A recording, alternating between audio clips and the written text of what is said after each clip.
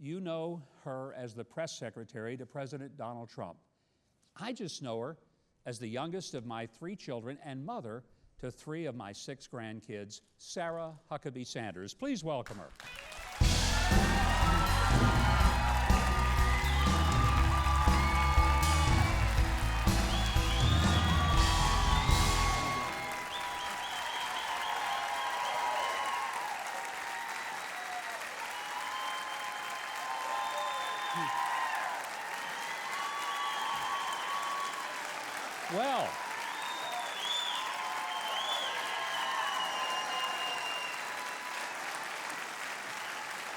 Well, thank you. Obviously, you're not at the Red Hen restaurant in Virginia right now. Slightly different crowd that I'm used to. It's a little more welcoming than the daily briefing. I feel like maybe I should quit now while I've still got people on my side. This audience was so wired up, if we hadn't have stopped them, we'd have run out of time for the show. We have never had anyone, honestly, that has received such an incredible, warm reaction, and I'm happy that you're getting it here.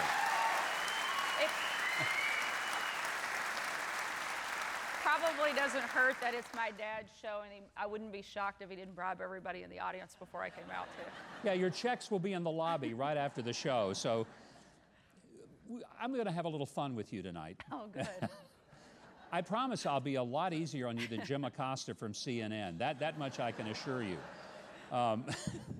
Tell us what happens just before the briefing, before you walk out there, which, by the way, is almost always later than it's supposed to be, and you can explain that, too. What's going on back there behind that press stage? Well, for starters, I'll apologize for my tardiness.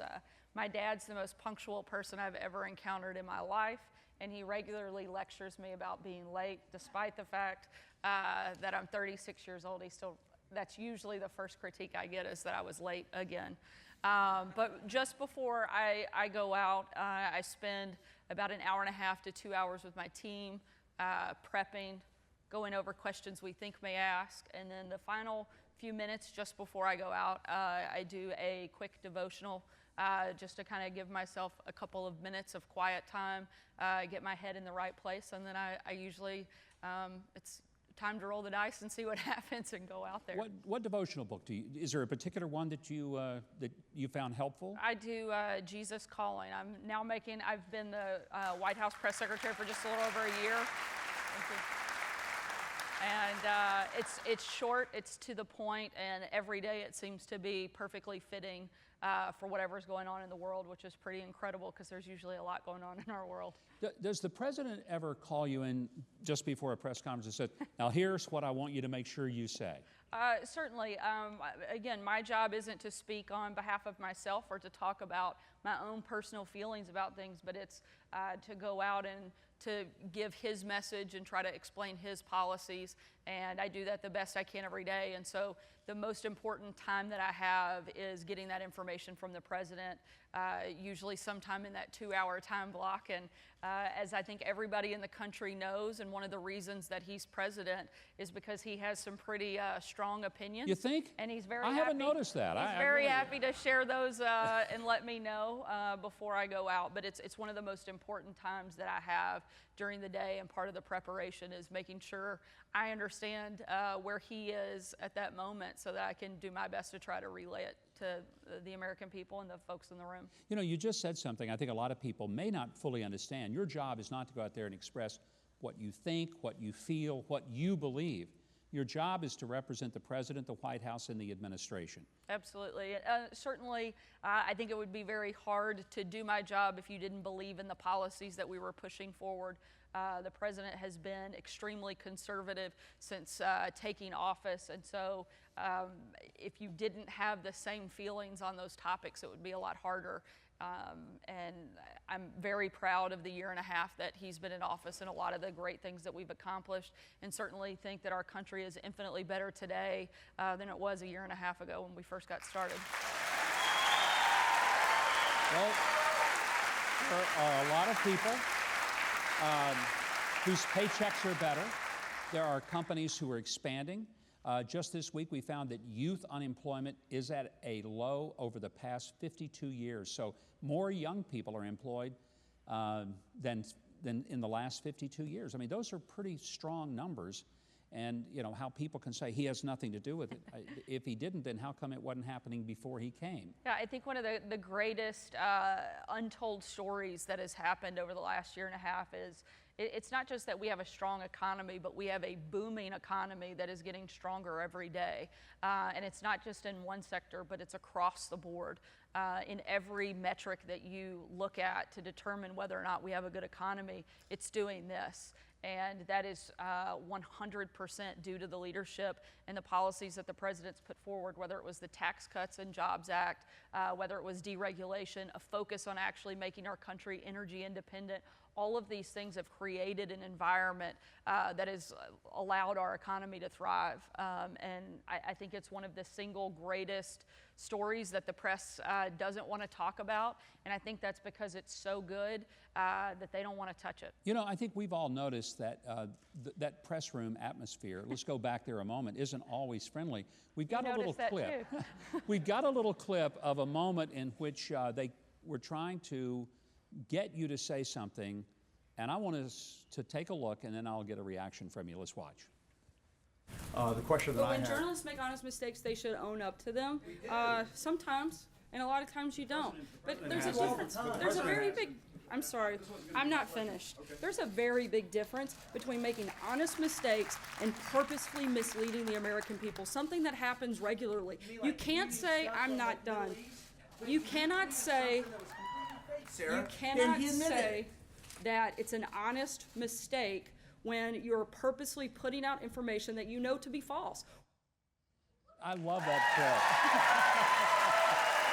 You know, sometimes when I'm watching that press briefing, I'm not sure if you're talking to them or if you're talking to your three kids. Well, I was actually going to say those three beautiful children that you saw earlier, I'm not biased at all, but I think they're pretty perfect. Their behavior is questionable at times, which has been perfect training to be the White House press secretary and to work in that room. And certainly, I think you see a few mom moments and the mom voice come out on occasion. Do you ever take it personally when the press are just pounding on you? I mean, you know, I'm watching as a father, but you know what I'm usually seeing? I'm watching not the press guy, I'm watching you, and I'm thinking, pal, you have no idea. You're about to get your head handed to you, and then that's what happens. But do you take that personally when they just are coming after you like that? I try not to. I think my focus is to go out and do my job and do it as best I can. I also have two older brothers that have helped prepare me that as a young kid, and they're more than happy to take credit for it too. They've both told me on numerous occasions that the only reason that I'm anywhere near decent at my job is because they were rough on me as a kid. And so... And they were, and I can attest to that. I mean, I remember they super glued your fingers together. It's true. When you were little. Yeah. That was an emergency room trip. Yeah. We've had a few emergency room stops courtesy of my two older brothers, but... Did they make you tough? Is that what kind of gives you that sense of resolve and ability to go out there and just say, you're not going to take this podium away from me? I think there are a number of things. I think certainly they contributed a little bit to it, for sure. You've had some very, very big moments that you've lived through, historic moments. The summit in Singapore regarding North Korea. You were literally at the lunch table sitting across from Kim Jong-un. You were in Helsinki with the president, the infamous meeting with Vladimir Putin. You represented the United States along with Ivanka at the Winter Olympics.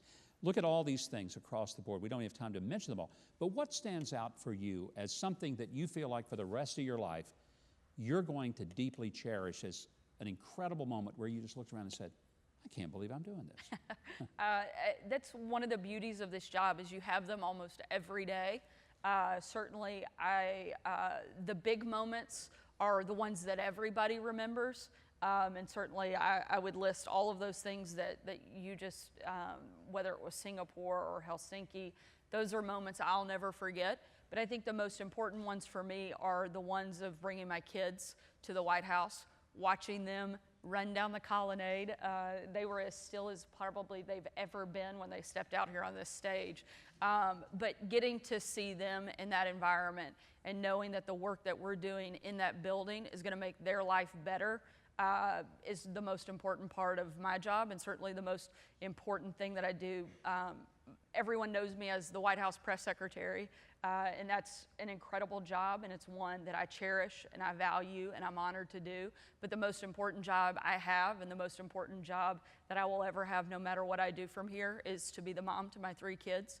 And it's the greatest thing I could ever do, and I hope I don't screw it up too much. So far, they've turned out okay. You know what? I think you are a wonderful mother, a delightful wife to your husband, Brian, and an absolutely amazing daughter. I'm proud of all my kids, and I'm proud of you to be here. But you're not finished. We're gonna. I'll put it this way. I should have known I'm I not wasn't done. on the hook yet. I'm not finished. See, I'll learn. I'm not finished.